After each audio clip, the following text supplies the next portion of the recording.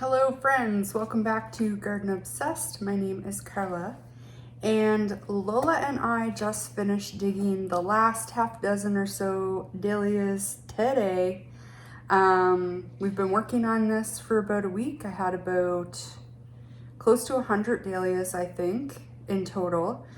And while we were doing that, I realized I only ever made part one of what was blooming in my dahlia garden this summer. So they're no longer blooming because, they've now been dug and divided and most of them are safely put away for storage for the winter. But I do have footage and photos, I think, of everything that I have on a list here. So we'll go through that. I'll show you what was blooming. I think for the most part, this was a challenging dahlia year. I had between 60 and 70 varieties, I think, that I planted at the beginning of the summer. I have lost about a dozen, but I've also already ordered 3 new ones, and there are 3 growers in my province that I will be watching and may potentially order from this year as well. 1 for sure, and maybe the other 2. I've ordered from all of them before, had really healthy tubers, and I really like supporting my local growers as well. So, we'll be sad for a minute about the ones we lost, but then, excitement for new ones takes over. So, what bloomed this year? We'll go through them. I think there's probably there's more than in the last video. There's probably around 20. So first one is Grand Finale. It was an average bloomer for me. In when you read online, it's said to be like a heavy and late producer. A lot of the dinner plates are. It's a larger dahlia. It's a purple semi-cactus. Its blooms are up to 10 inches and the plant is 4 feet high-ish. Castle Drive. Now, I had Castle Drive and Coralie this year. Coralie is one of the ones that I threw out. One, I'm not convinced they weren't both Castle Drive to begin with. I got them from 2 different places, and Coralie is said to have darker stems and unique foliage. I think the plants looked identical. They were the same color. The leaf shape was the same. I think they were both Castle Drive. But the one that came labeled as Coralie, I tossed. It was definitely diseased. I didn't want it in my garden. But Castle Drive is a light blend of blush pink and yellow. It's a formal decorative. Its blooms are 4 to 6 inches and it gets 3 to 4 feet high. I really liked it. I didn't love it as much as I thought I would. But when we get to another dahlia, I think on my list here, possibly, yes. Sometimes ones that are not your favorite the first year can become your favorites. But anyway, moving on. Holly Hill Black Beauty. This is a perennial favorite for me. It's a black-red informal decorative. It's got average bloom time. They say about 3 months. I think that's fairly accurate. Its blooms are 4 to 6 inches and it's 4.5 feet high. Another one, Holly Hill Pink Tigress. This I got from one of those 3 local growers, not last year, but the year before. It didn't bloom last year. So this was my first year seeing the blooms and I freaking love it. So it's a variegated pink and red water lily. You know me and water lilies. I tend to love a water lily. It was a really great cut flower. It's got 4 to 6 inch blooms and it was 5 feet high. Another favorite, it was new to me last year, I think, was Karma Chocolate. It's another black-red water lily with dark foliage. I think it's the dahlia that I have with the darkest foliage and I love it. It's got 4-inch blooms the plants are 3 feet high and I found it to be a really excellent cut flower as well. Peaches and Cream, which I know is a lot of people's on a lot of people's lists. And, you know, for good reason. I really like this one. It's a peach, orange petals with like white tips and really unique ball shape. Like it kind of folds back on itself. It's really cool. It's a decorative. It's said to be a medium to early bloom time, which I thought was fairly accurate. It's 4 to 6 inch blooms and it's 4.5 feet high. Another one that I got as a bonus one year, it's not one that I picked out, but I have come to really love it, is Patricia Ann Sunset. It's a bright orange red water lily. Probably that has something to do with it. It's a prolific bloomer, average bloom time, really good cut flower. The flowers are a little larger, they're 6 inches, and the plant gets 5 feet high. I didn't think mine got that high, but you know, it's a weird year and my memory's bad, so I don't remember how big it got last year. But moving on, Joey Chantel. It is a bright orange formal decorative. It was a really good cut flower, average bloom time, 4-inch blooms, 4 feet high. It's like a really clear, true color. I really like that one. Okay, this is one that last year I kind of hated, and it was a prolific tuber producer last year. This year, meh. But I was like tired of looking at the tubers. We got rid of a lot of them in the sale. There was a lot left over, so I know my cousin planted like half a dozen of them. So there should be lots of tubers, even if mine didn't do very well. But that was short track, and this year I freaking loved it. I don't know if it was the different weather or what it was exactly, but and maybe it could be like I planted it at home this year. Last year it was at the community garden. So different conditions, you know, can do different things to dahlias. This year it was one of my favorite. I really, really liked it. So it's a red and white decorative. It was a prolific bloomer, especially towards the end of the season. Like when I went to cut it down, it really hurt because there was like a dozen blooms on it, or a dozen buds. But I knew we wouldn't have a chance for them to bloom, so it had to go. It's a relatively short plant. The literature says 3 feet. I don't think mine was that high. It was more like 2.5. And the blooms are 3 to 4 inches. Loved it this year. Another one that I grew last year but didn't bloom last year, so this was my first year seeing the blooms, was Vancouver. And it was worth the wait. It was beautiful. It had violet blossoms with white tips. There are quite large blooms. The literature says 8-inch blooms. I don't think mine were quite that big. The plant stayed relatively small for me too. Like it says 3 to 4 feet. I think mine was more like 2.5, 3 feet. And it's a decorative. It's also one that I'm kind of watching because it had, you know, some potential signs. Sometimes it's hard to tell if it's like a virus or if it was a nutrient deficiency. So it's one that I'm gonna watch. I'll plant it next year, but I'll be really careful before I put it in the garden. I plant everything in pots first. And you know, if it looks nice and healthy, I'll go ahead and plant it. But if not, I won't hesitate to toss it, which I did do with a few this year. Like Rocco was one that when I planted it in the pot and it started growing, it just, there was something about it that made me very suspicious, so I just tossed it. Anyway, Cornell is a classic, red ball, prolific bloomer, great cut flower. It's like a workhorse in your garden. You're gonna get bloom after bloom after bloom. It's kind of like a true red color, really nice, goes with a lot of things, 4-inch blooms and 4-foot high plant. Lark's Ebb is an interesting one. I really like it. It's very similar to like Blight and Softer Gleam. The form is a little different, but the coloring is quite similar. It's like a peachy, coppery blooms. It's a decorative. Because of the coloring, I find that it goes with a lot of other things. Like the colors of it marry well with a lot of other colors. 3-inch blooms. I thought they were maybe a little bigger than that. And 3 to 4 foot high plant. I think that was pretty accurate.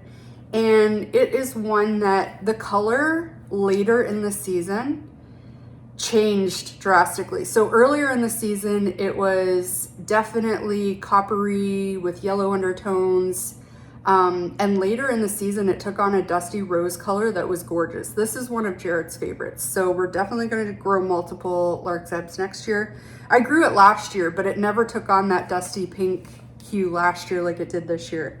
And maybe it's because we had such a late, like, nice fall. Like, the weather was a lot cooler, but it was different.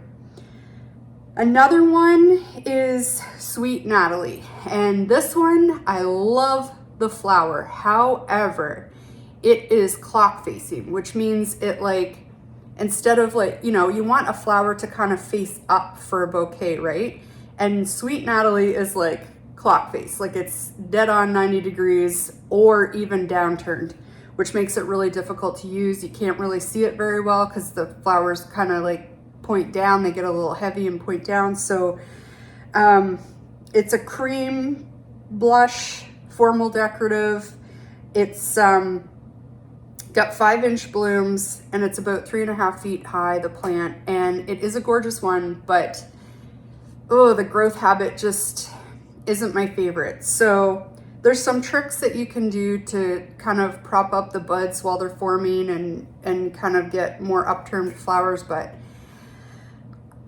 that's too, that's too time consuming. No one has time for that in the growing season, right? So I'm definitely going to plant one because I love it, but I'm probably only going to plant one, and it might get one, I'm starting to get enough that, and of course I'm still adding more, but like I'm starting to get to the point where before I wanted to save everything. If I grew it once, I wanted to grow it forever. But now I'm starting to pick out favorites and really curate, the dahlias that are in my garden. And just because of the growth habit, this one, it might get culled after next year if it doesn't like shape up. I think that's like a known thing with that variety though. So I don't know. Another one, which I got, from someone in the province that was like getting rid of her dahlias, and she had them on the side of the road for people to pick up. So I picked up 2. One of them I lost, but this one I call it Unknown 2. I had Unknown 1 and Unknown 2. Unknown 1 didn't make it. It didn't bloom for me last year, but it did this year, and I think it's possibly Ivanetti.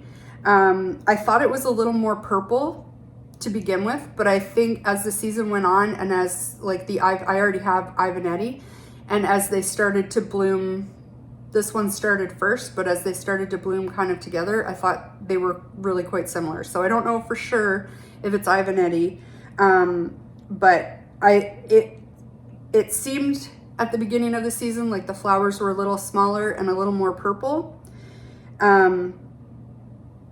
So I'm probably gonna grow it right beside Ivanetti next year, and then maybe I'll be able to tell for sure. Another one, this is not a correct ID. I've been calling it not bride to be or bride to be. It was one that I got that was supposed to be cafe au lait, which was not obviously cafe au lait. And it's kind of like, I think bride to be has more rounded petals. These ones seem to be a little more pointed, but anyway, that's what I call it because I don't know what to call it. It's a white, obviously. It seems to be either decorative, maybe water lily. It's got about 3-inch blooms. The plants get about 3 feet high. If anyone knows or has any ideas, please let me know because it's one of my favorites. It's my favorite. I think it's probably my favorite white dahlia that I grow. I lost a lot of white dahlias this year though, but thankfully not my favorite. Another one that isn't correct, I call it not Boom Boom Yellow. I purchased it as Boom Boom Yellow, but it's way brighter.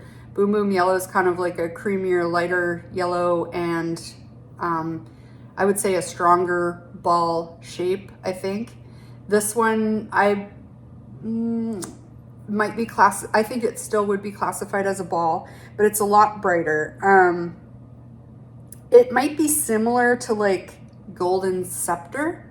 I don't have that one, so I don't know for sure. It's got kind of a darker center and a little bit of orangey bronze on the tips.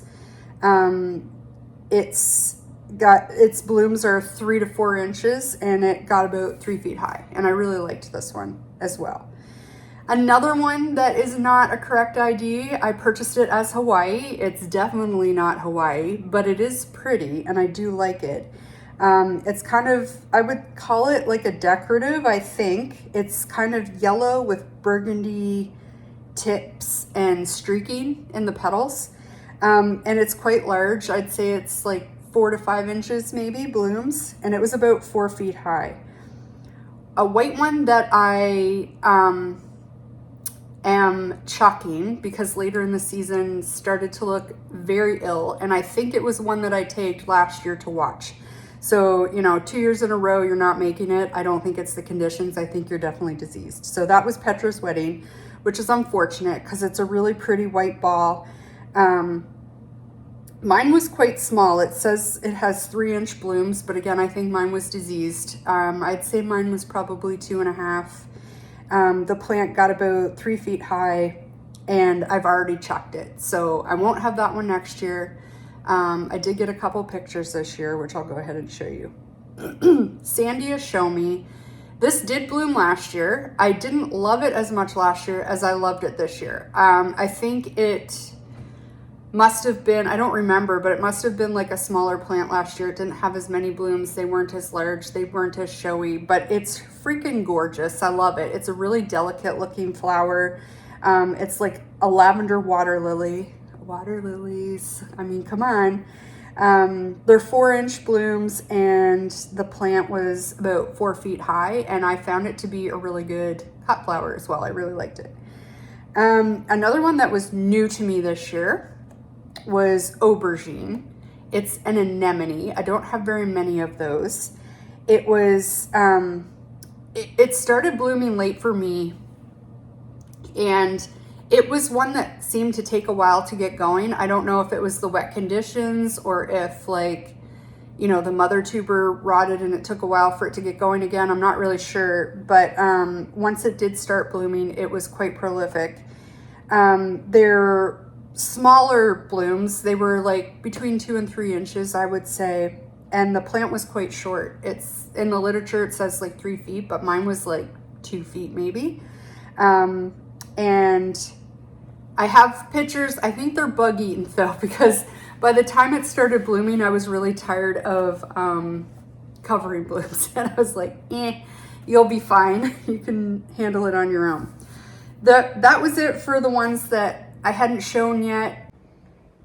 Okay, editing Carla realized after I cross-referenced, there's 5 more that totally bloomed this year that we didn't talk about. So I'm gonna just show them right quick.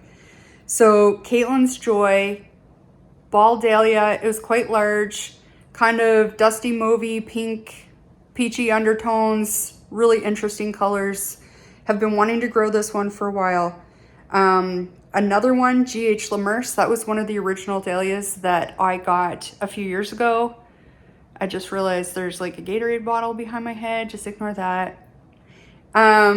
It's one I really like. It's like a pink one. It kind of has like a shimmer in the sun. I think it was a cloudy day the day I took the video. Another one, I forgot to show you Ivanetti. So you can see for yourself how close it is to that Unknown 2. I do think Unknown 2 is probably Ivanetti, but you can see for yourself. Trebby Dainty, I see where it gets its name. It is a dainty little flower. It's adorable. There's some bug damage on the one that I'm showing you. It was late in the season. Again, like I was tired of the bags. And the last one is Wizard of Oz, and it's like a classic pink.